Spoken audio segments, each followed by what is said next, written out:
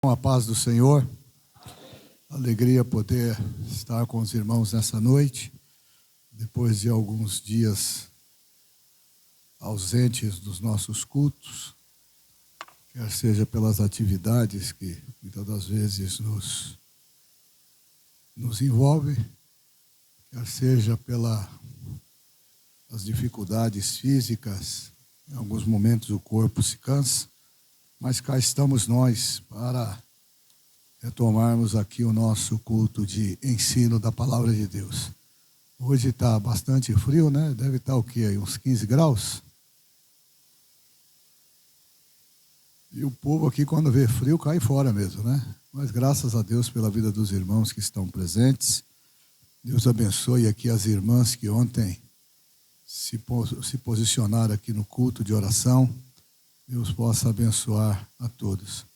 Agradecer aqui o pastor Fauás, pastor Carlos, pastor Rubenilson, que em nossa ausência tiveram o cuidado de conduzir a igreja do Senhor, que Ele tem entregue aos nossos cuidados.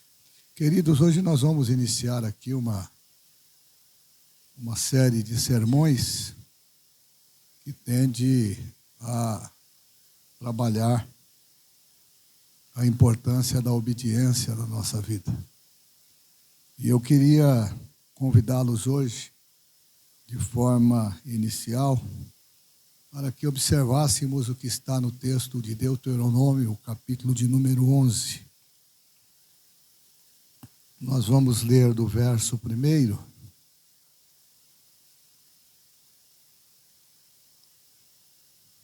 até o verso de número 32.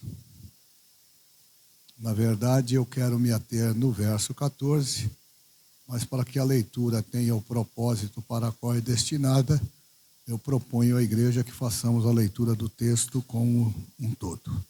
Deuteronômio, capítulo 11, do 1 ao 32. Todos encontraram? Podem dizer amém? Amará, pois, o Senhor teu Deus e guardará as suas ordenanças, os seus estatutos, os seus juízos, os seus mandamentos todos os dias.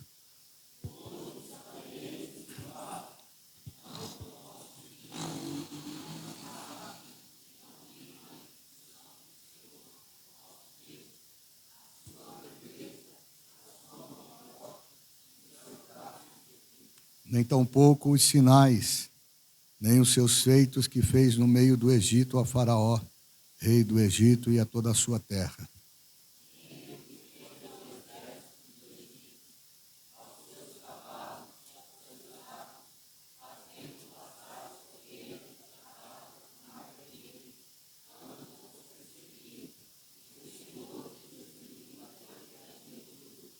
Nem o que vos fez no deserto, até que chegastes a este lugar.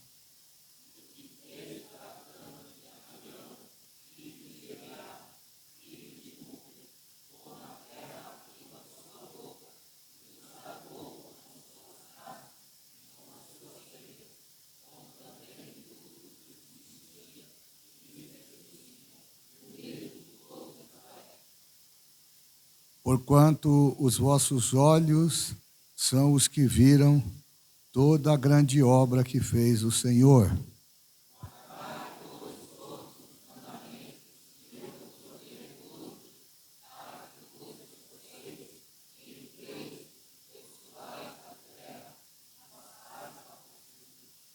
E para que prolongueis os dias na terra que o Senhor jurou dar a vossos pais, a sua descendência, terra que mana leite e mel.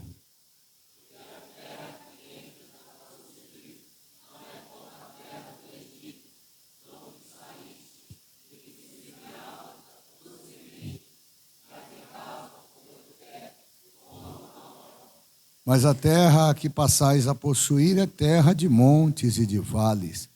Da chuva dos céus beberás as águas.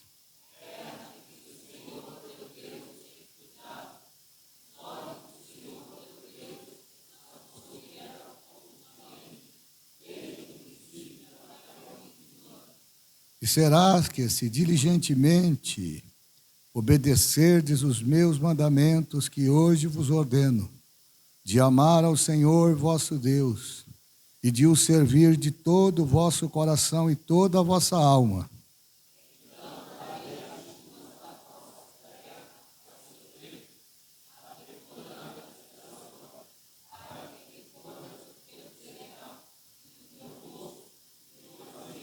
E darei ervas no teu campo aos teus animais, e comerás e fartar-se-ás.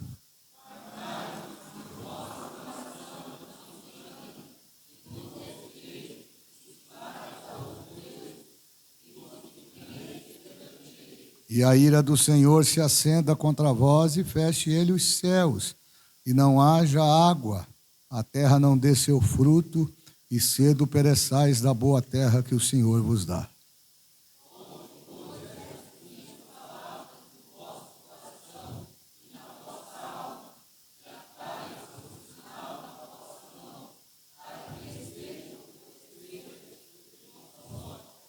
Ensinai a vossos filhos falando delas, assentando em tua casa, andando pelo caminho, deitando-se, levantando-te.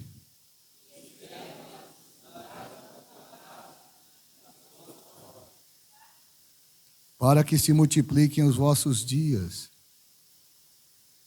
e os dias dos vossos filhos na terra, que o Senhor jurou a vossos pais dar-lhes, como o dia dos céus sobre a terra.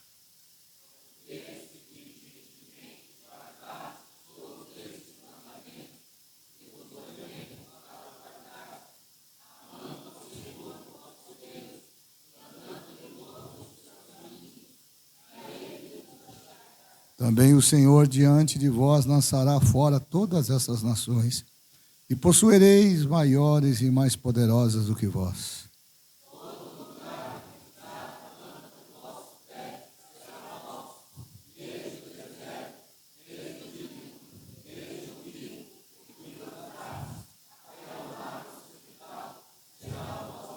Ninguém resistirá diante de vós, o Senhor vosso Deus porá sobre a terra, que pisardes o vosso terror e o temor de vós, como já tem dito.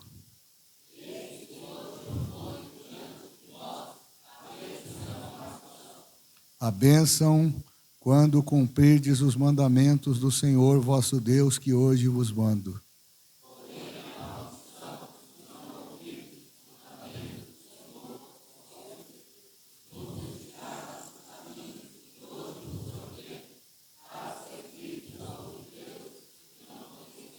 E será que quando o Senhor teu Deus te introduzir na terra, a que vais para possuí-la, então pronunciarás a bênção sobre o monte Gerizim e a maldição sobre o monte Ebal.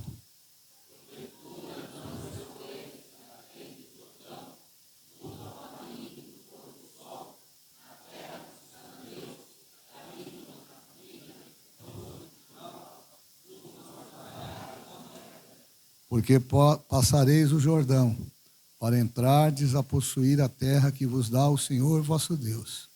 E a possuireis, e nela habitareis, juntos.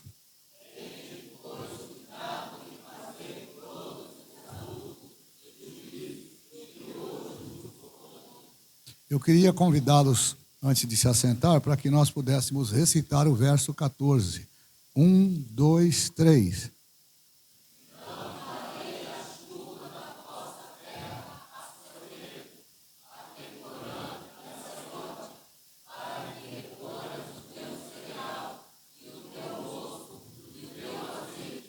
Amém? Vamos orar. Maravilhoso Deus e eterno Pai, somos agradecidos ao Senhor por todo o bem que o Senhor nos tem feito. Pedimos a Tua graça, a inspiração do Teu Espírito, para que tudo aquilo que viemos tratar aqui nessa noite possa redundar em bênção da Tua parte para a vida da Tua igreja. Dá-nos a inspiração do Teu Santo Espírito e que o nosso culto de ensinamento ele venha fortalecer as nossas raízes, venha nos dar fortalecimento na nossa vida espiritual, a fim de que o Teu nome seja glorificado em nós e através de nós, em nome de Jesus. Amém. Por favor, irmãos, tomem assento. Destacar aqui a presença do pastor José Correia, do setor do Jardim Aparecida, juntamente com o pastor Luciano, o pastor Lucas e o pastor José Bezerra, responsáveis pelas congregações de Jardim Aparecida, São João 1, São João 2, Jardim Aparecida 2. Também destacar aqui a presença do pastor André, dirigente da nossa igreja ali no Jardim Oga, com os irmãos que os acompanham. Irmãos estão felizes em receber os homens de Deus em nosso meio, podem dizer amém? Amém. Como vamos dizer a todos? Se não for muito pedir para vocês que estão aí no fundo, pastor Davi, chega um pouquinho mais para frente aqui para fechar esse espaçozinho aqui, se for possível, senão não tem nenhum problema.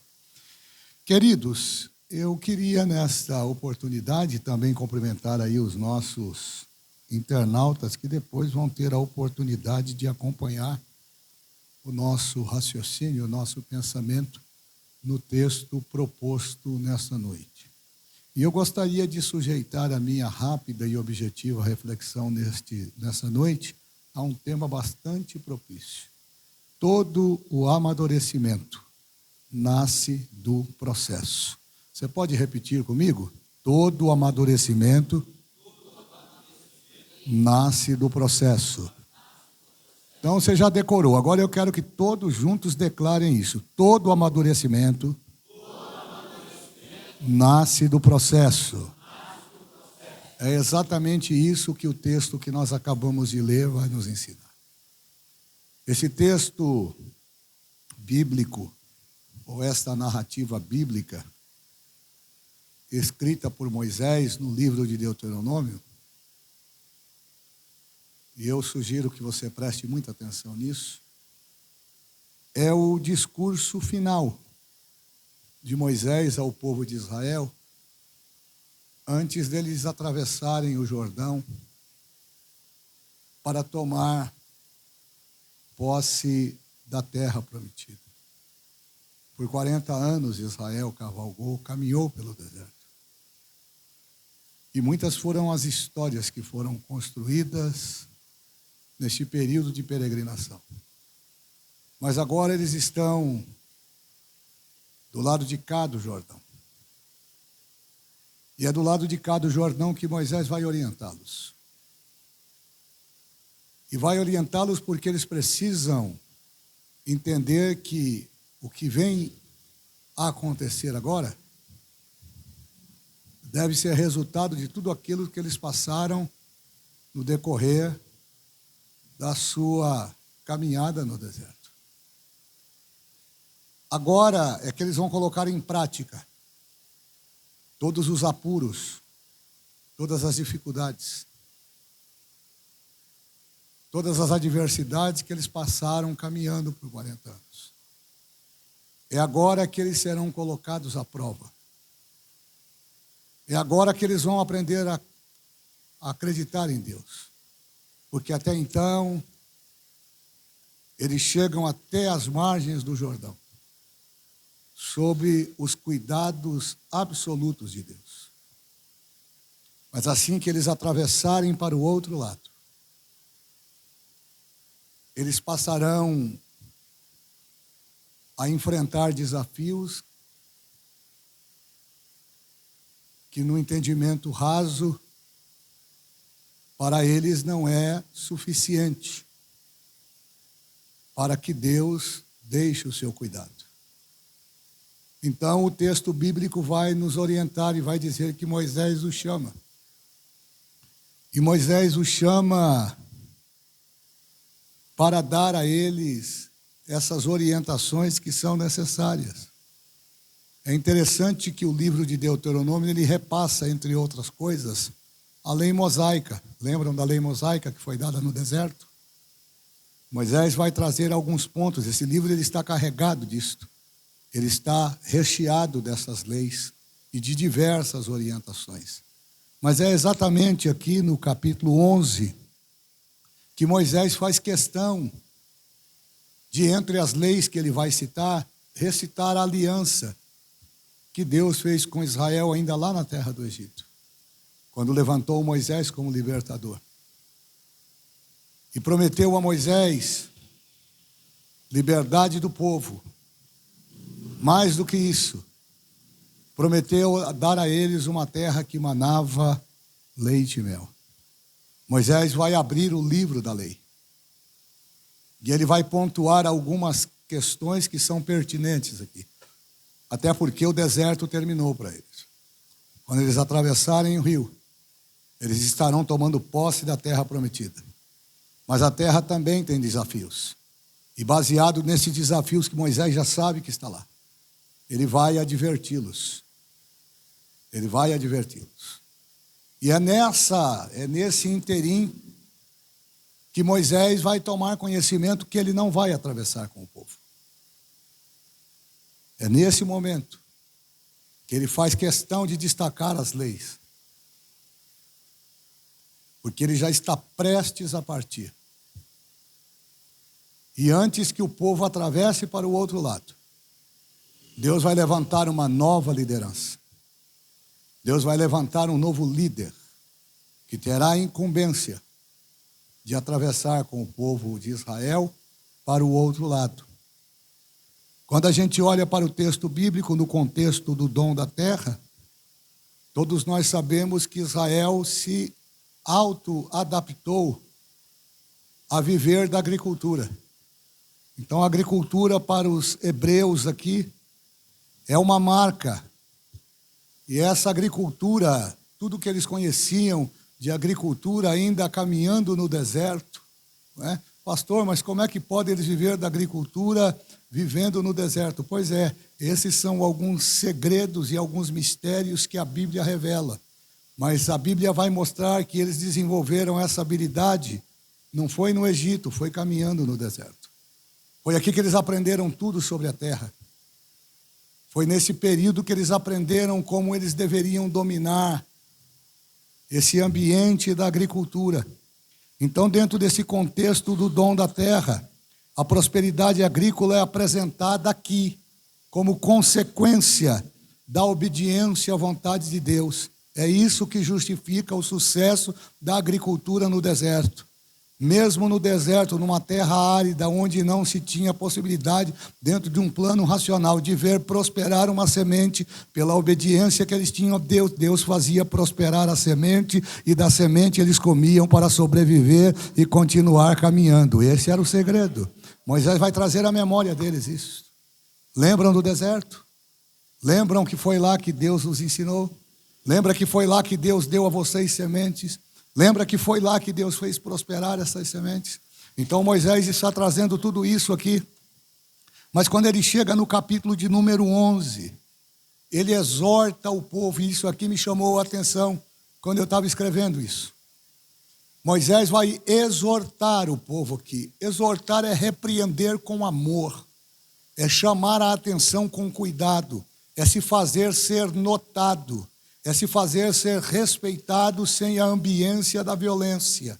Moisés tinha uma liderança eficaz, e antes que ele cumpra o seu papel como líder, ele vai chamar o povo a uma profunda reflexão, e ele vai exortá-los.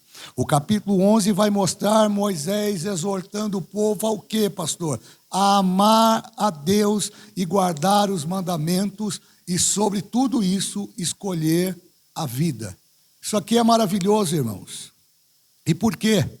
Porque o trecho aqui inclui o que eu quero discutir com vocês.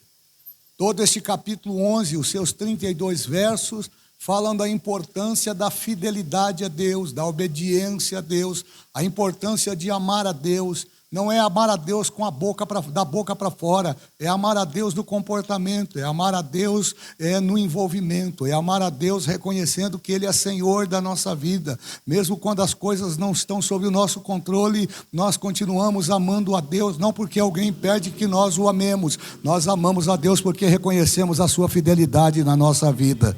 Então Moisés vai trazer essa exortação, independente do que acontecer com vocês, nessa nova etapa em que vocês vão viver a partir do momento que vocês atravessarem para o outro lado. Escutem o que eu vou dizer a vocês: não deixem de amar a Deus. Amar a Deus é sucesso. Amar a Deus é o segredo para quem quer alcançar a vitória, para glorificar o nome do Senhor. O trecho aqui inclui Deuteronômio no capítulo 11, o verso 14, que eu escolhi para conversar com os irmãos. Por quê?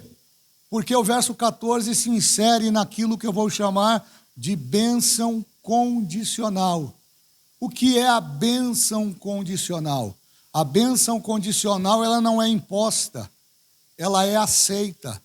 A bênção condicional, ela não se estabelece por meio de barganha, ela se estabelece por meio de decisão. A bênção condicional, ela está colocada num ambiente de escolha. Eu preciso escolher, por isso que existe aqui a expressão condicional, ela não é obrigatória. Se eu não quiser receber a bênção condicional, eu não recebo, mas o texto vai mostrar as consequências de não receber esta bênção. E quando a gente chega no verso 14 do capítulo de número 11, a gente vai perceber aqui algumas verdades que eu chamo de verdades empíricas. E por quê? Se formos fiéis, nós receberemos provisão necessária para a colheita e para a nossa vida cotidiana. Quando a nossa obediência condicional nos leva a obedecer a Deus, nós não nos preocupamos, nós não ficamos angustiados, nós não ficamos ansiosos, nós não ficamos sem saber o que querer, o que fazer ou o que deixar de fazer. E por quê?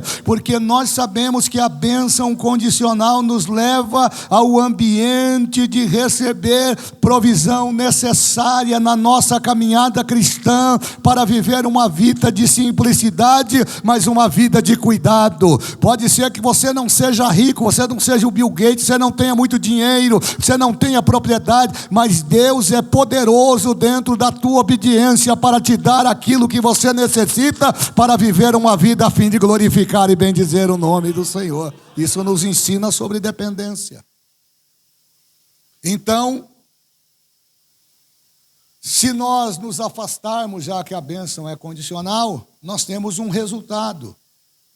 Esse ato de dependência gerado pela obediência, quando nós nos afastarmos, ela também vai se afastar de nós e, consequentemente, vai comprometer a nossa segurança espiritual. Percebam que o capítulo 11 de Deuteronômio, ele vai falar de preceitos. E a palavra preceito aqui, ela tem um significado muito profundo. Mismar é o vocábulo, é o verbo em hebraico, que literalmente significa dizer aquilo que se deve guardar. O que é um preceito? Repita comigo: preceito é aquilo que se deve guardar.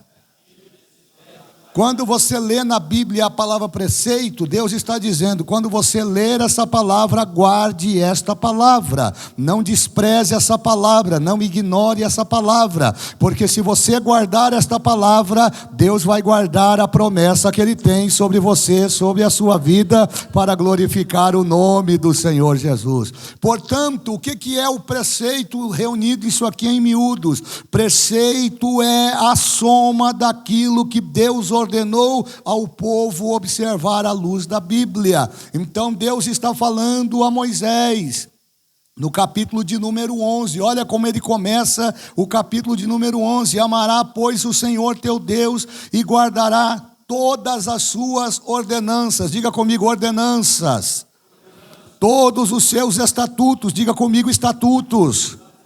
Todos os seus juízos. Diga comigo: juízos. E todos os seus mandamentos. Todos os seus mandamentos. E quando é que a gente tem que guardar os mandamentos? Dia sim, dia não? O texto vai terminar dizendo: todos os dias você deve guardar a palavra do Senhor. Você pode esquecer de guardar a panela na geladeira, pode esquecer de colocar a roupa no tanque para lavar, pode esquecer de fazer a compra, pode esquecer de fazer a mistura, pode esquecer de fazer o café para o marido, mas você não pode esquecer de guardar os preceitos, as ordenanças, os mandamentos e os juízos, porque isso é a segurança para a tua vida espiritual. Então, quando a gente olha para o texto é rico. Por exemplo, notinha de rodapé. Olha a importância de guardar, pastor Aurilécio, os juízos, os mandamentos, os estatutos, os preceitos. Eu entendo que de forma provocativa, Moisés dá uma pincelada na história de Datã e Abirão. Percebam que aqui não aparece Corá. Mas Moisés não deixa passar desapercebido a conduta e o comportamento desses dois personagens. Se não me engano, está aqui no verso de número 6. Alguém pode ler para mim o verso 6?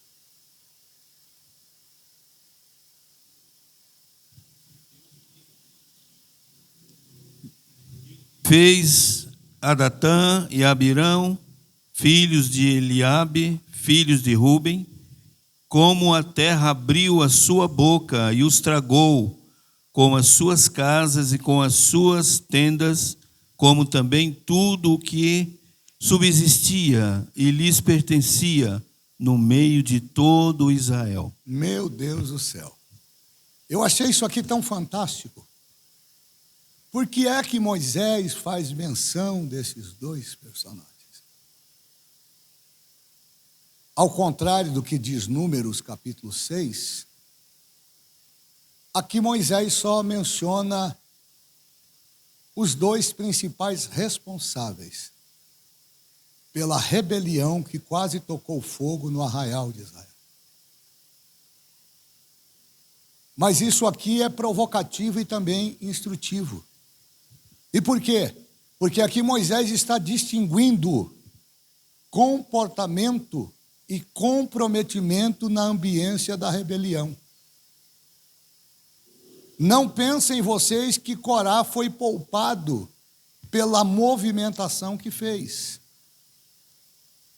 E aqui me chamou a atenção porque Deus sabe como tratar com cada um de nós. A régua com que Deus vai me medir não é a régua com que Ele vai medir você. Por isso que a gente tem que tomar cuidado quando a gente faz aquelas orações meia despreparada. Senhor, faz justiça. Só que a gente pede para Deus fazer justiça, esquecendo que de vez em quando a gente faz muita injustiça. E aí nós temos que tomar cuidado, porque a régua de Deus, ela é perfeita. Quando você pede para Deus fazer justiça, Ele vai fazer justiça, inclusive observando a sua conduta e o seu comportamento. É exatamente isso que aconteceu aqui.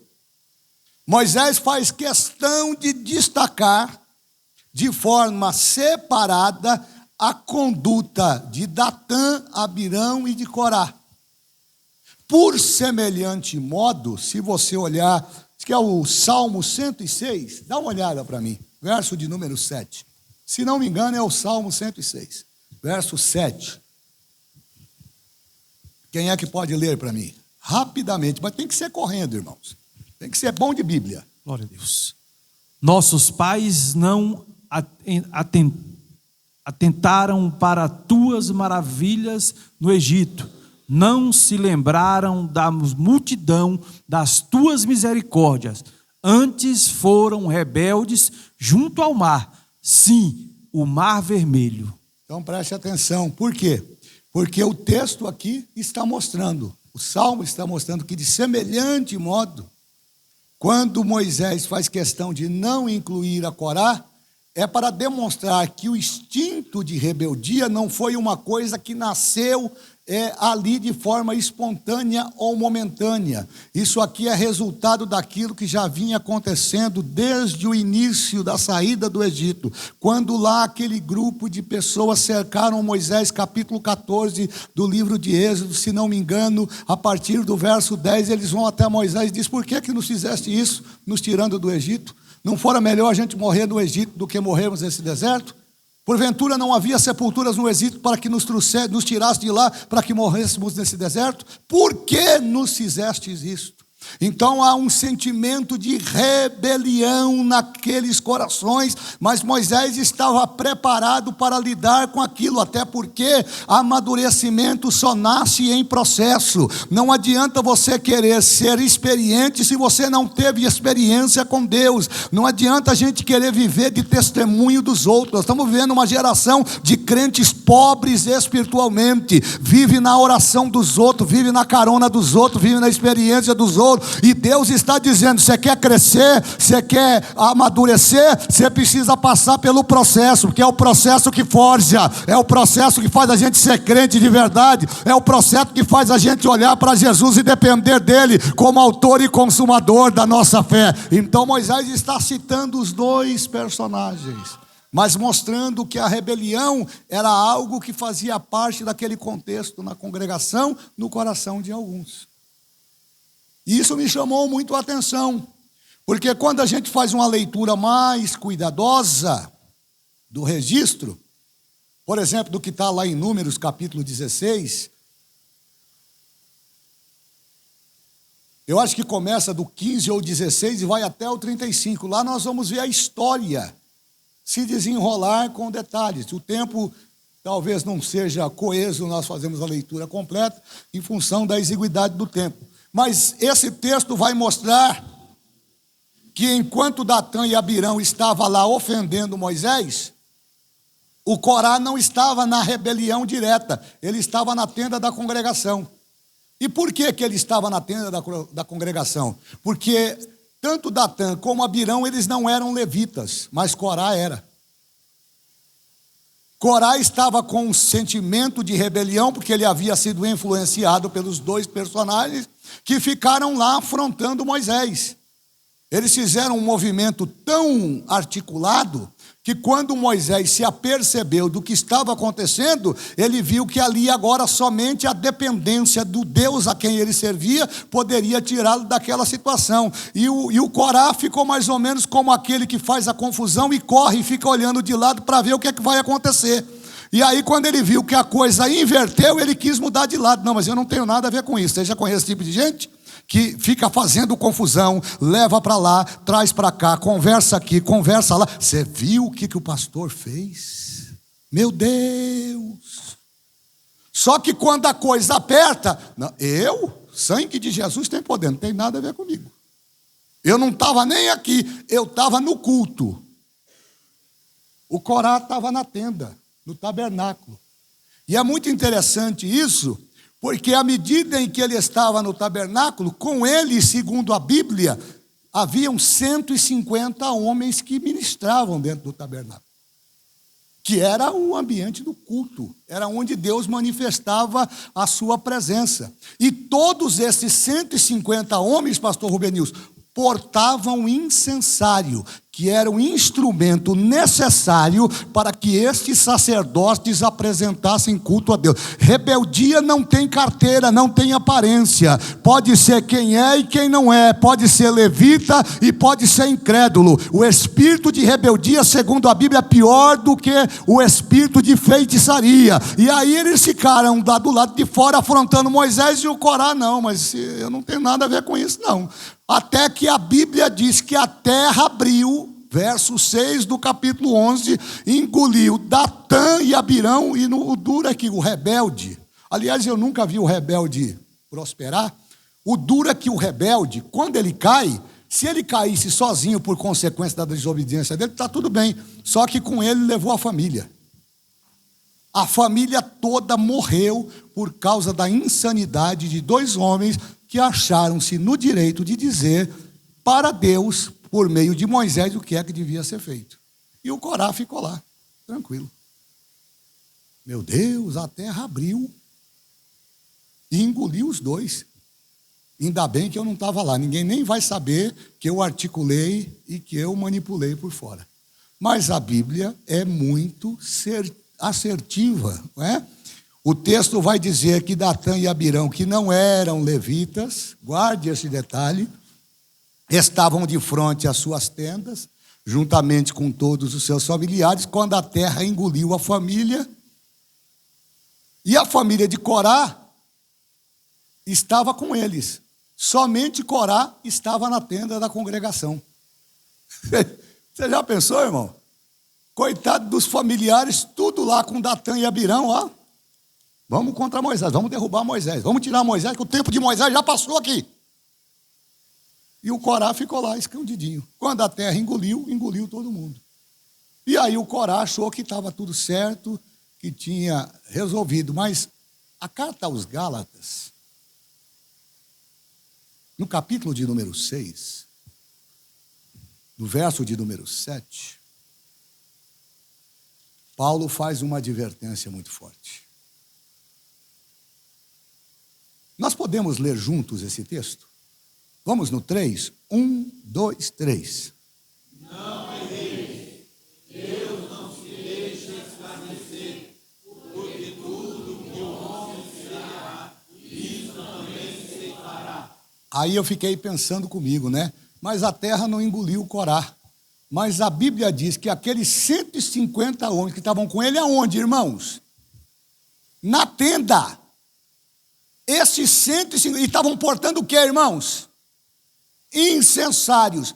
A Bíblia diz que esses homens foram consumidos pelo fogo do Senhor que saiu de dentro da tenda da congregação. O que a terra não engoliu, o fogo consumiu, porque Deus não se deixa escarnecer. Pastor Joinville diz sempre: de Deus ninguém zomba. De Deus ninguém zomba. O senhor pode não concordar com o pastor Florisvaldo, pode não concordar com o pastor Fawaz, você pode criticar o pastor da igreja, pode criticar o maestro, pode criticar o irmão, mas não toque na santidade de Deus, porque de Deus ninguém zomba.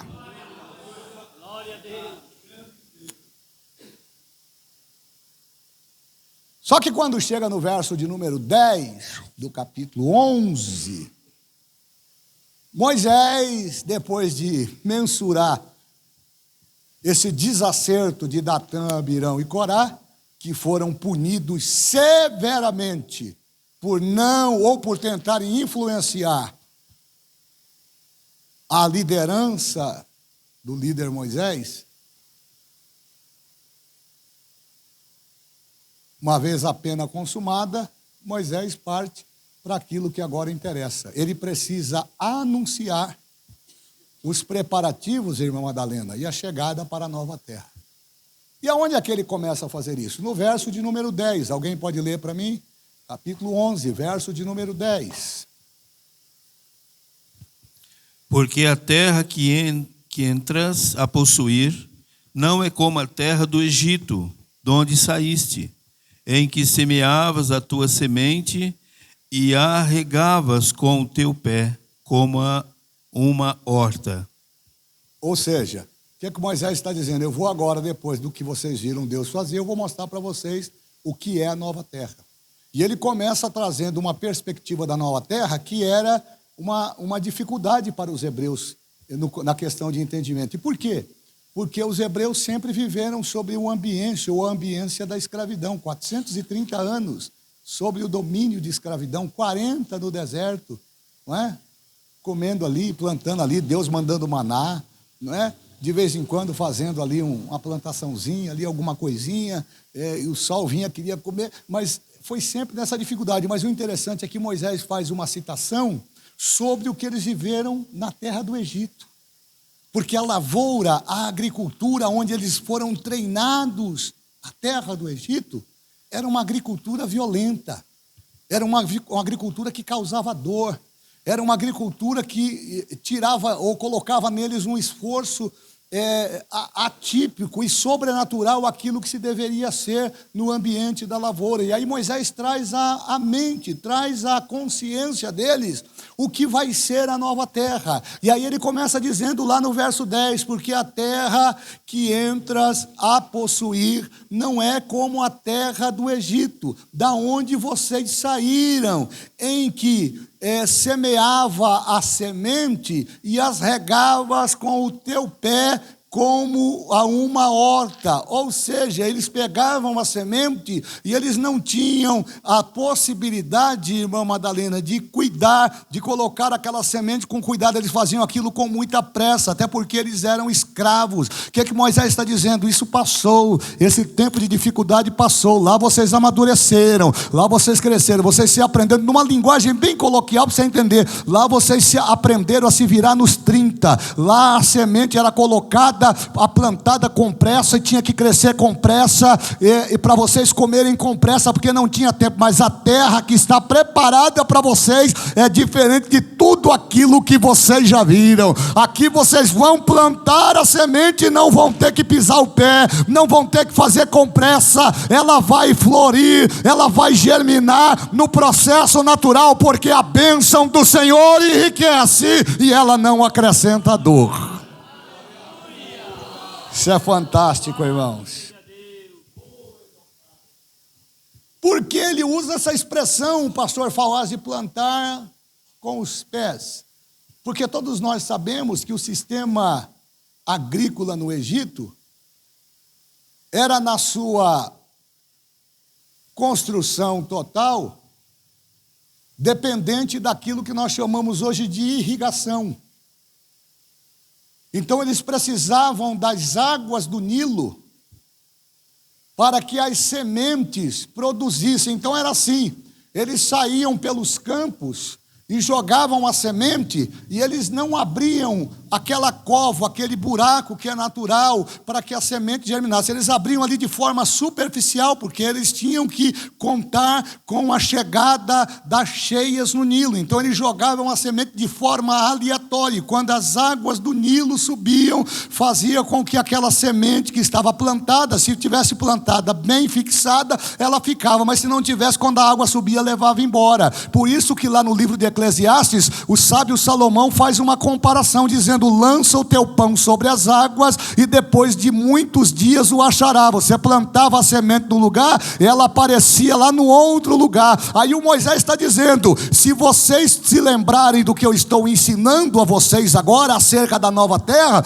vocês vão se lembrar que quando vocês jogavam a semente, vocês tinham que pisar com o pé para fixar essa semente, porque vocês dependiam que a água subisse para produzir o resultado que vocês esperavam. Mas na nova terra não. A nova terra vocês não vão ter que esperar a irrigação, não vão ter que esperar o Nilo subir. Vocês vão ver a chuva do céu, o orvalho do céu cair e a semente prosperar e o meu nome ser glorificado nas vidas de vocês. Ou seja, Deus está usando Moisés para falar que todo amadurecimento passa por um processo. Todo amadurecimento, toda experiência, ela nasce de uma vivência cotidiana. Ninguém apareceu aqui do nada, todos nós temos uma história para contar. Então esse negócio de dizer: eu estou fraco, estou acabado, estou derrotado, isso não é linguagem para crente que vai morar no céu. Hoje você pode não estar bem, mas amanhã Deus está contigo. Amanhã, o dia de amanhã vai ser melhor do que o dia de hoje. Agora o que a gente não pode fazer é desistir do propósito de Deus. Quantos dizem glória a Deus? Capítulo de número 8.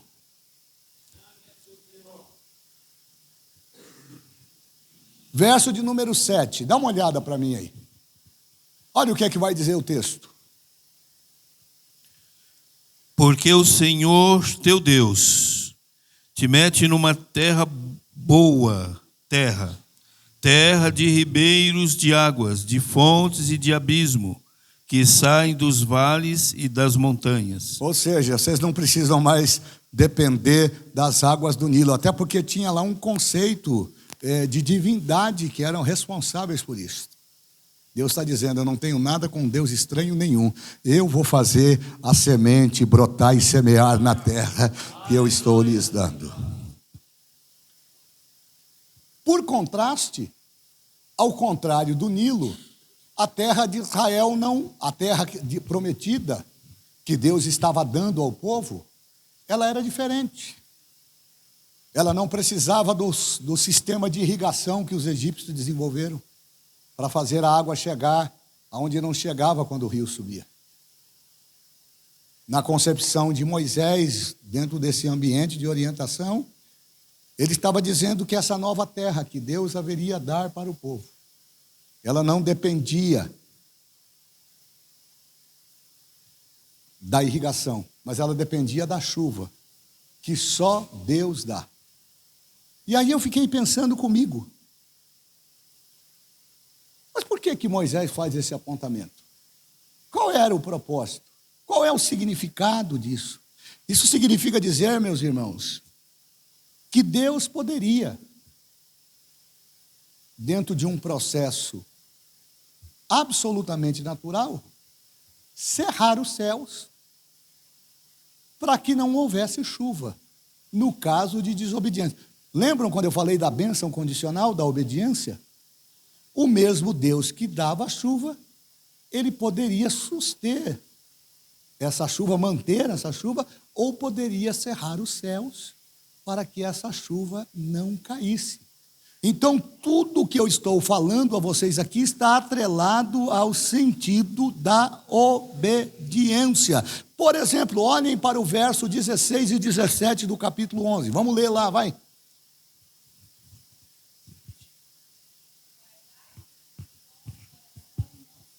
Ó.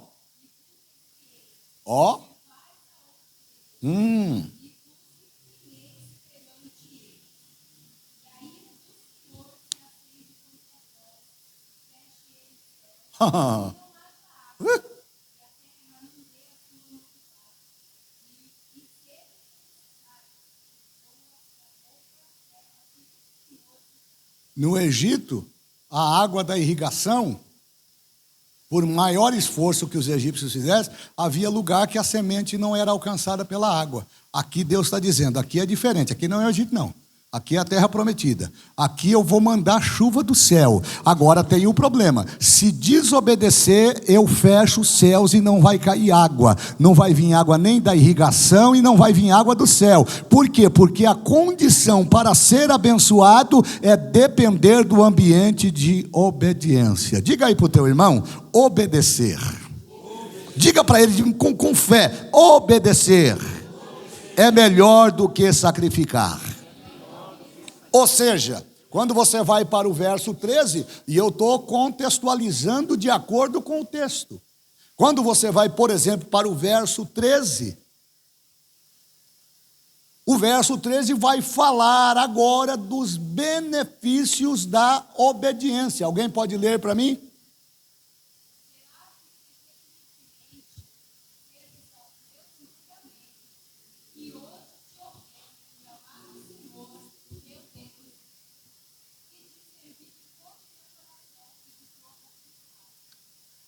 Qual é o ponto principal do verso 13 aqui? Qual é a exigência de Deus?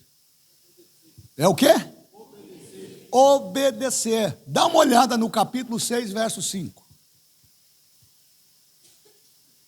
É Bíblia, irmãos. Não é decoreba de pregador, não. É Bíblia. Quem lê?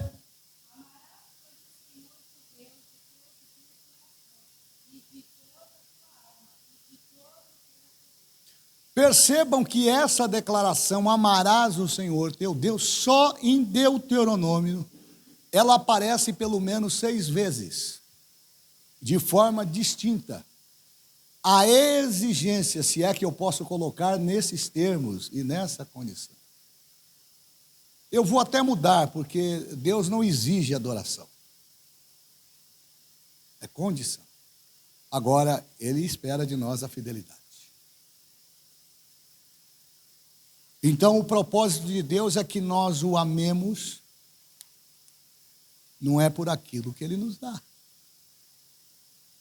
é por aquilo que Ele é. Que geração é essa que quer barganhar com Deus? Eu vou para o culto se o Senhor me der isso, eu vou cantar bem se o Senhor me der aquilo. eu vou ser dizimista se o senhor fizer aquilo. Não. Isso é condicional.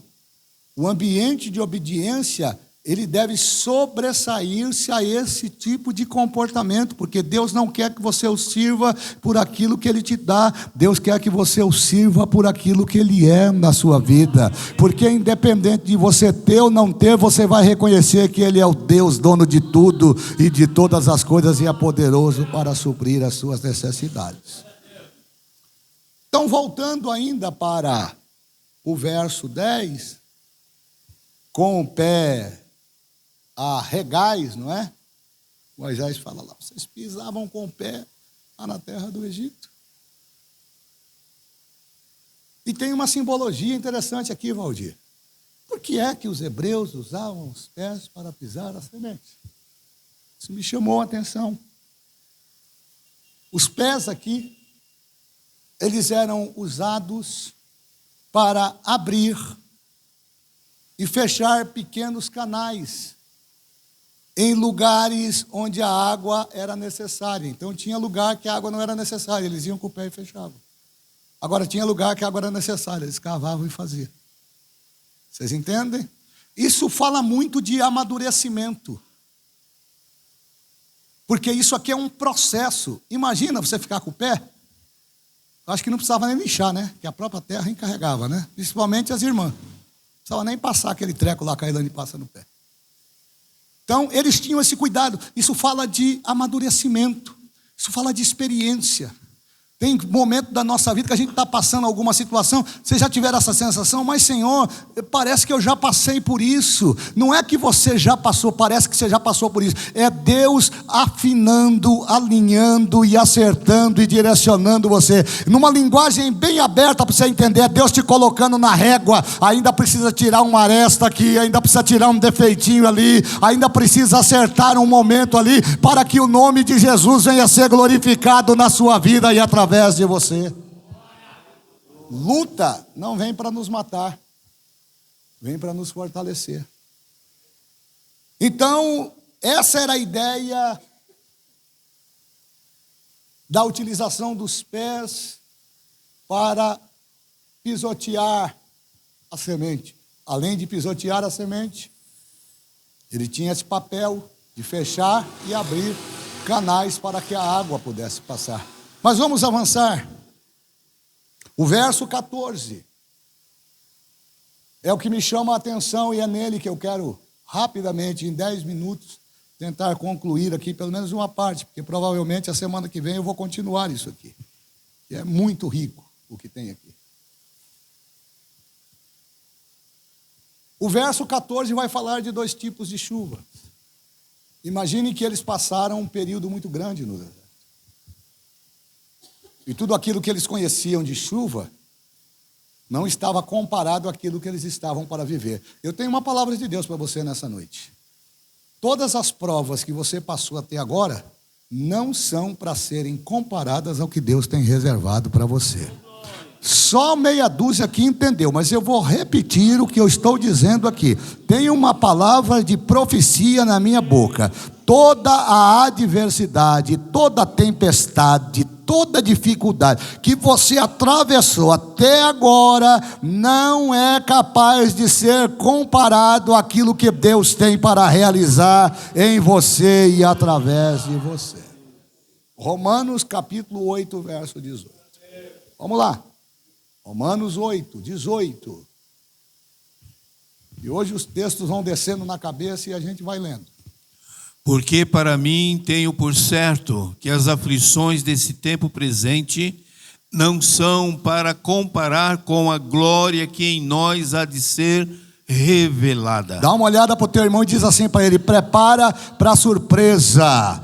Prepara o culto em ação de graça, porque Deus vai descer na terra, Deus vai fazer chover na tua seara, no teu campo, e vai fazer prosperar a tua semente nessa noite. O verso 14 apresenta 2 tipos de chuva. Quantos tipos de chuva? 2 tipos de chuva.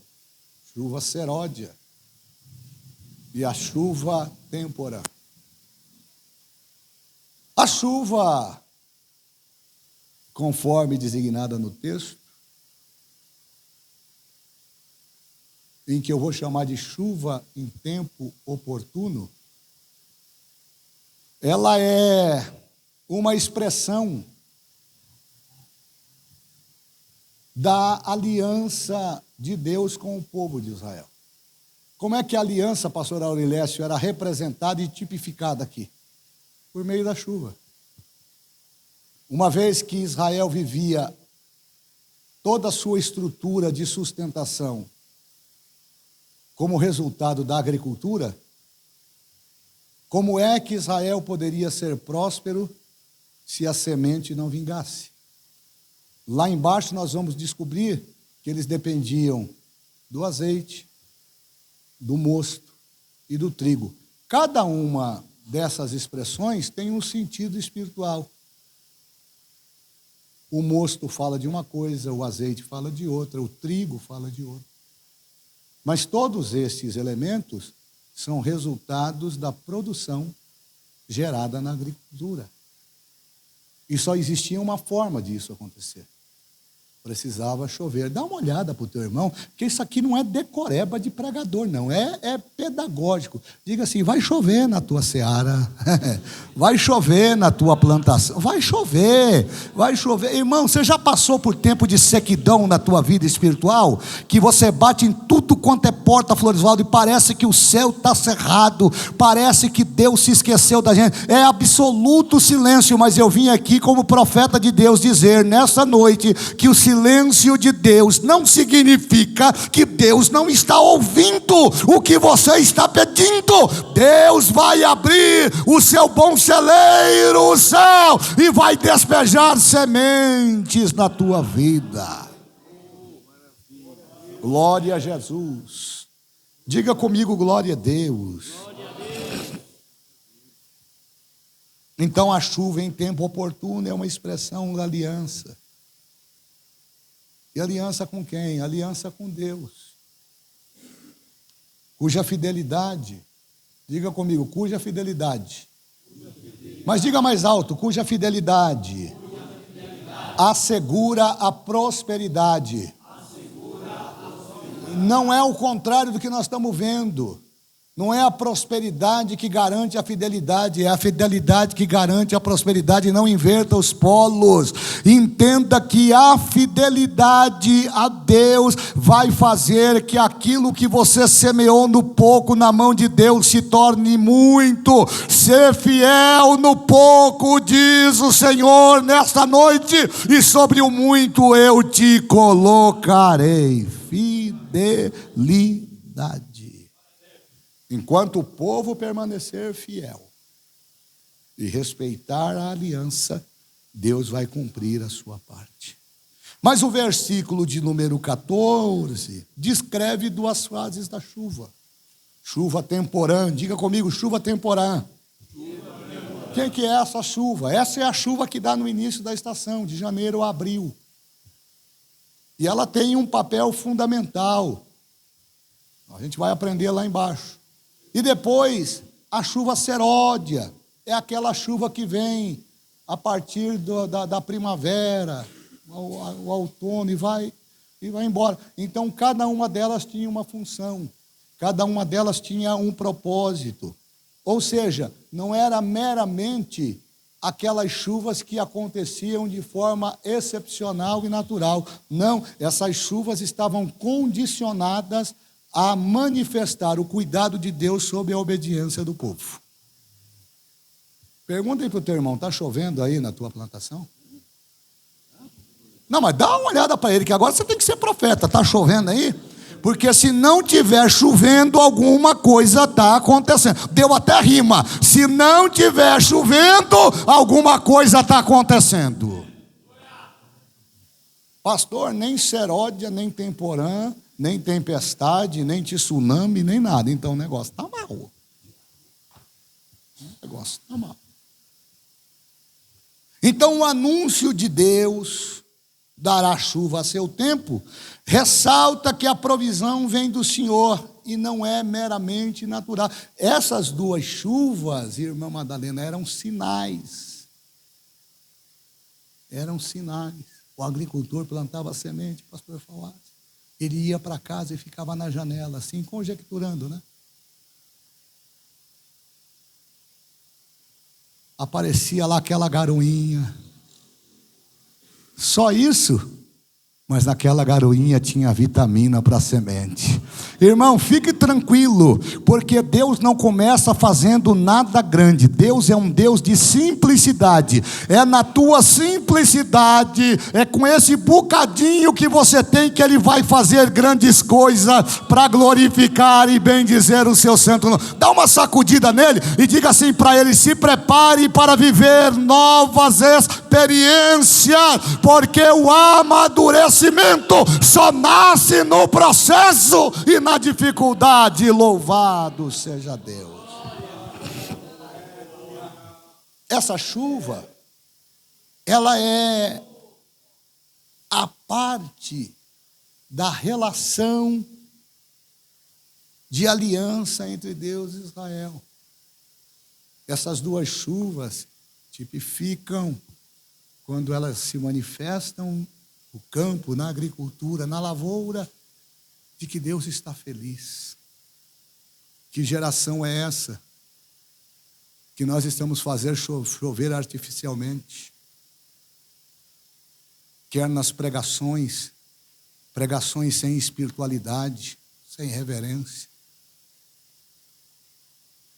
Pregações construídas nas redes sociais, na inteligência artificial. O sermão é bonito, mas não tem vida. Porque falta chuva seródia, falta chuva temporã.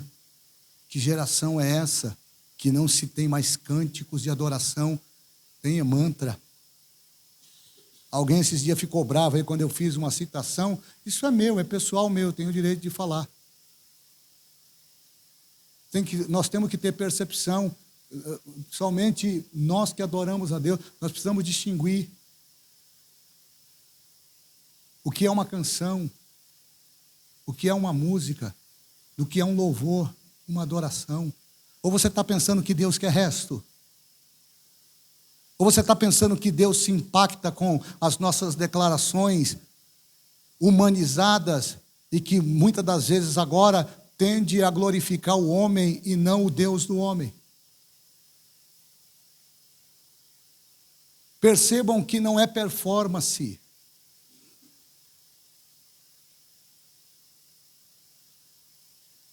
Não é só o conhecimento. Pastor, mas está dizendo que não tem que ter conhecimento? Sim, o conhecimento ajuda. Mas quem conduz, o maestro da orquestra é o Espírito Santo.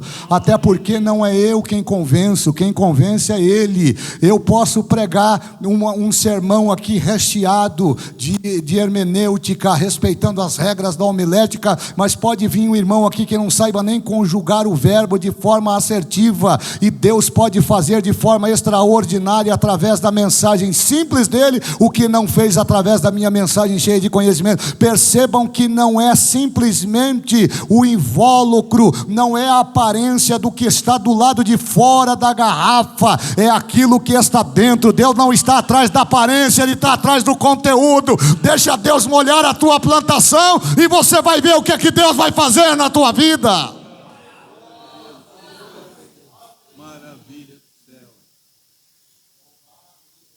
Diga comigo, calendário. Diga bem alto, o calendário apresenta dois tipos de chuva. Primeiro, chuva seródia. E chuva temporã. A temporã é a responsável por iniciar o ciclo. Aprenda isso, irmãos. Isso aqui é pedagógico. Você está naquela sequidão. E aí Deus manda a temporã. Mas a gente está tão afoito que a gente quer. É mais ou menos como aquele camarada que levanta de manhã: Senhor, o Senhor falou comigo ontem à noite. Glória a Deus. Aleluia. Está aqui, Senhor. O problema está na tua mão. Aí ele levanta 7 horas da manhã, a hora. Está aqui, Senhor. Eu vou deixar o Senhor resolver. Aí quando é meio-dia,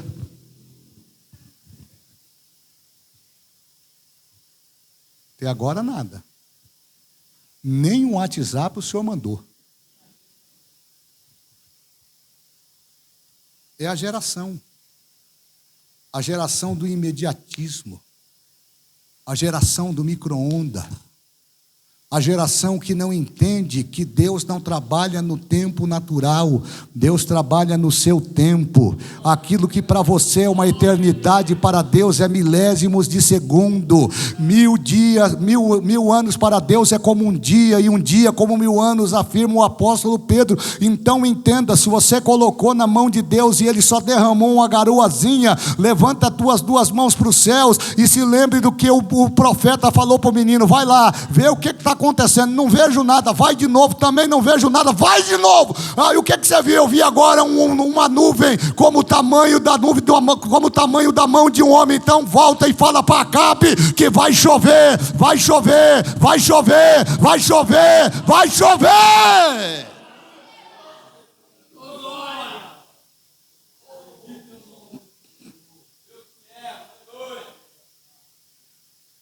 A chuva seródia, chamada lá no hebraico de Malkosh, ela tem um papel bem diferente da chuva temporã. Porque enquanto a temporã vem para dar aqueles pingozinhos para fazer a semente. Isso aqui é interessante. Eu nunca fui de plantar esse negócio de planta, né? Aí no final do ano me deu uma doidura. Arranquei lá os negócios que tinha na frente da minha casa, fui com a Elaine na floricultura, peguei os vasos, aquelas flores tudo bonitinhas. Rapaz, quando você planta ela, joga um pouquinho de água, elas ficam numa beleza. Uma semana depois estava tudo derrotado. Isso aqui é espiritual. Diga aí para o irmão que está do teu lado: amadurecimento só nasce no processo. Eu vi as plantinhas derrotadas, falei: oh meu Deus, as bichinhas precisam de água.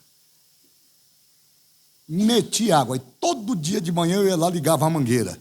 Aí um dia a Elaine saiu: o que você está fazendo? Estou molhando as plantas. Mas não é assim, homem. É gotejando, é jogando aqui, só aquele serenozinho. Não é para ligar com a pressão, não. Aí eu jogava a mangueira na pressão, as plantinhas...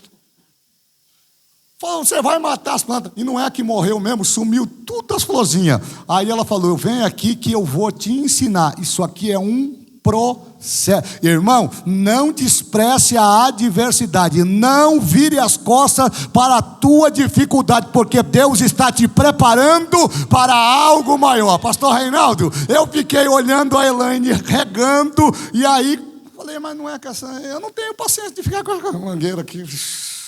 Eu já quero ir para o finalmente mesmo. Pois ela, na paciência dela, do lado direito já está tudo floridinho. E do lado esquerdo, que foi o que eu mais judiei, porque é onde a mangueira está mais perto, lá que eu meti a água mesmo. Lá apareceu umas derrubadinhas, mas agora começou a nascer os primeiros botãozinhos. A Elaine falou: tá vendo como é que faz? Olha aí, se você jogar com muita pressão, você mata. O problema não é a água demais, o problema é a paciência, é a persistência, é não desistir. Tem muita gente começando, querendo chegar. Por isso que Paulo faz uma advertência, que a vida espiritual, ela deve ser conduzida, não é para saber quem vai chegar primeiro, porque o importante não é como você começa, o importante é como você quer terminar. Seja constante, mas não está indo, mas se está andando, é sinal que vai chegar e Deus vai honrar a sua fé. Aleluia. Vou terminando.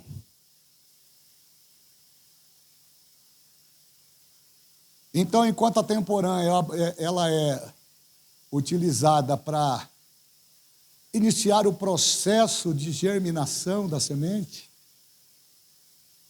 a seródia é aquela, Malkoshá, é aquela que entre o período de março e abril até o final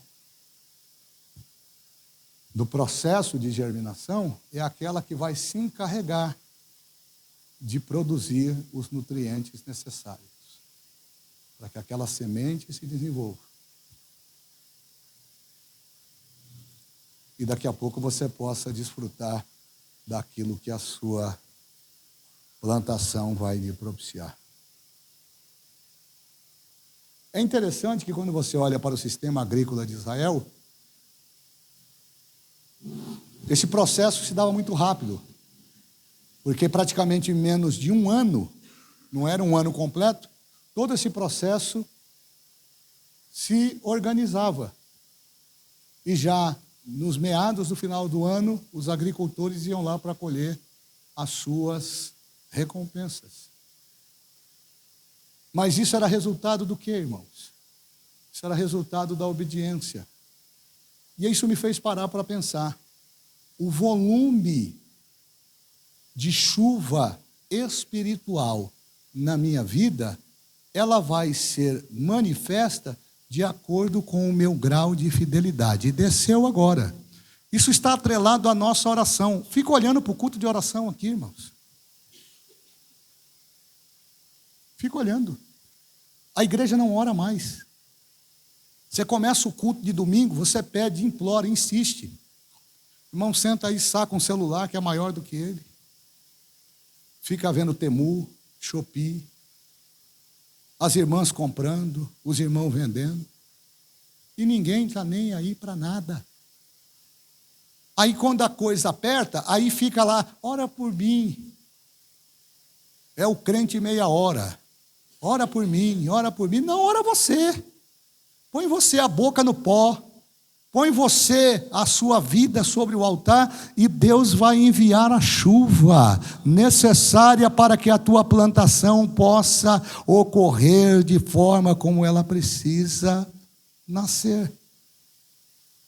Então, a chuva seródia, chamada de Malcochá, chega ao fim entre março e abril.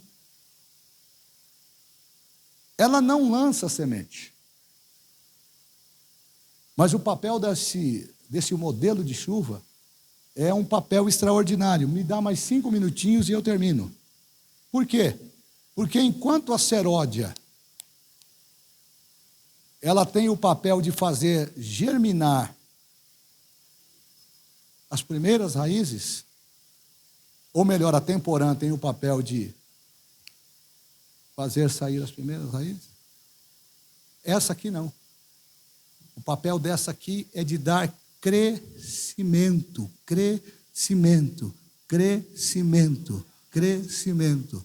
Enquanto a temporã, ela vem e cai e faz a semente dar uma ajeitadinha na terra, a seródia não, a seródia acelera o crescimento.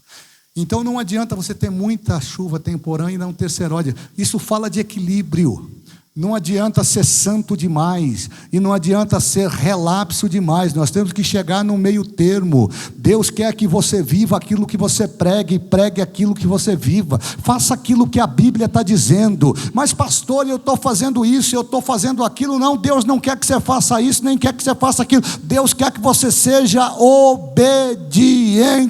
E ser obediente é uma decisão sua. Isso aqui independe daquilo que eu falo para você, daquilo que falam para você. Isso é uma decisão sua. Quando eu coloco no meu coração o desejo de ser obediente a Deus, eu não peco porque tenho medo da disciplina que eu vou receber da igreja. Eu não peco porque eu tenho temor e tenho respeito pela promessa que Deus tem feito a mim.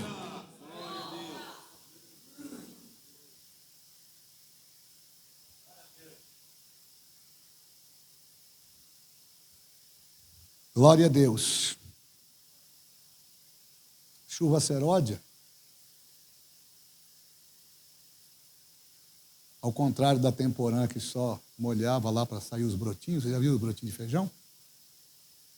Quando eu era criança, a gente pegava no algodão. A professora fazia a gente levar para a escola para ver como é o processo de germinação. Então você não podia molhar muito o algodão, porque senão apodrecia o carocinho de feijão. Então a água era controlada. Era ali que nascia. Colocava de gotinha. Usava aquele negócio de colocar remedinho na boca de bebê. Pegava as gotinhas. É assim que coloca. Chuva temporã. Quando a bichinha chegava no outro dia na escola, dentro do vidro de maionese, já tinha saído os primeiros brotos. Aí a gente pegava aquilo, com todo cuidado, com algodão. Ela ia com a gente lá fora, cavava um buraco. E aí vinha com aquele regador. Então, cada uma tinha uma função. Essa aqui, a seródia, ela tinha o papel de encher os grãos. Porque tem um segredo. A semente não pode receber nem pouca, nem muita água. Assim é a vida espiritual. Tome cuidado com o tipo de informação que você está recebendo. Tome cuidado com aquilo para qual você está emprestando os seus ouvidos. Tome cuidado na mesa onde você está sentando. Tome cuidado das avaliações que você está fazendo, porque tudo isso está atrelado à sua semeadura. Tudo isso está atrelado ao ambiente da agricultura espiritual. Se você plantar boas sementes, você vai colher bons frutos. Mas se você plantar sementes ruins, você vai colher decepções. Então, o papel da chuva seródia era esse, não é? Encher os grãos. Diga comigo, encher os grãos, dá peso e dá consistência. Presta atenção nisso aqui eu termino. 2 minutinhos, agora eu termino de verdade, que aí eu vou continuar semana que vem. A estação chuvosa na Palestina, a estação chuvosa na Palestina começa em outubro e ela só termina em abril. E todo bom agricultor naquela região sabe disso. Todos eles sabem disso. A chuva temporã e seródia tem um papel fundamental aqui, porque elas estão sendo apresentadas aqui, e eu vou fechar a Bíblia, como expressão real da fidelidade e do amor de Deus para suprir as necessidades básicas daqueles que nele confiam. Diga assim, você não vai ficar envergonhado, diga aí para ele. Não vai não, essa luta não é para matar você não. Essa aprovação não é para falar, não é para matar não é para envergonhar não, pastor, mas fechou a porta, fique tranquilo, porque Deus deixa fechar uma porta, mas Ele abre 10, Ele abre 100, Ele tem a chave de todas as chaves, Ele é poderoso para fazer aquilo que você não pode fazer. Ao falar da chuva temporã e da chuva seródia, o versículo 14 está mostrando para a gente que a provisão vem em 2 fases da estação agrícola. Espera, irmão, calma. Ainda não terminou o ano. Ainda não... Pastor, mas vai virar tragédia, pastor. Eu não sei, porque já fui desenganado. O advogado falou que o juiz está comprado. Não, irmão. Eu estou dizendo para você sobre a inspiração do Espírito de Deus, que ainda tem chuva para cair e ainda tem resposta de Deus para a sua herbácea.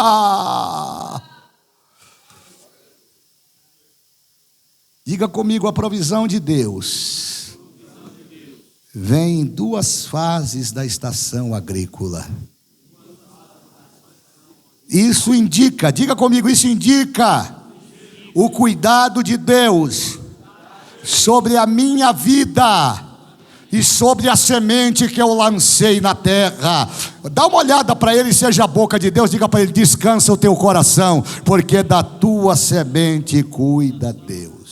Amém, meus irmãos? Vamos colocar aqui uma vírgula. Semana que vem, nós vamos retomar isso aqui. Vamos falar do significado da chuva ao seu tempo. Se você gostou e quiser vir, venha, porque tem um interesse muito grande aqui. E Deus vai falar conosco de uma forma extraordinária. Vamos agradecer a Deus. Se coloque de pé. Vamos